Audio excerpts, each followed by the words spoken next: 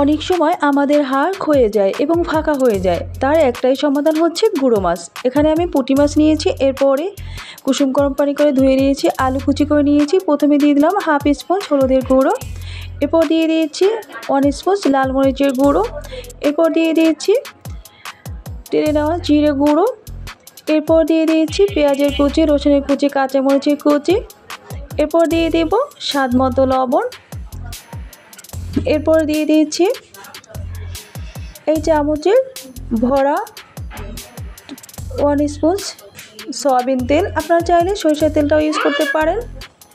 তো আমি ভালো করে মেখে নিলাম। এরপরে আস্তে একটা দারুচিনি ভেঙে দিয়েছি। এরপরে গ্যাসটা ওপেন করে নিয়ে প্যানটা বসিয়ে দিলাম।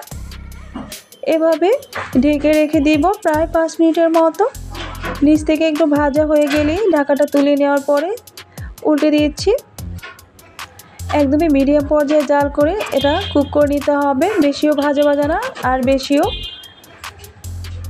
ঝোল না, একদমই এরকম ঝুরো ঝুরো করে। এরপরে ধনে শাক কুচি দিয়ে দিলাম উপর থেকে। যারা খেতে চান না গুঁড়ো মাছটা, অবশ্যই ডাক্তাররা খেতে বলে, তাদের জন্যই কিন্তু এই রেসিপিটি। আমি প্লেটে ঢেলে দেখিয়ে দিচ্ছি কত সুন্দর হয়েছে, দেখেন ঝুরো ঝুরো, এবং এর ভিতর থেকে সুন্দর একটা স্মেল বের হচ্ছে। আমার রেসিপিটি অবশ্যই আপনাদের কাছে ভালো লেগেছে। ভালো লাগলে সাবস্ক্রাইব করে দিবেন, লাইক ফলো অ্যান্ড শেয়ার করে পাশে থাকবেন। তো সবাই ভালো থাকবেন, সুস্থ থাকবেন। আজকের মতো এখানেই বিদায় নিচ্ছি। আল্লাহ হাফিজ।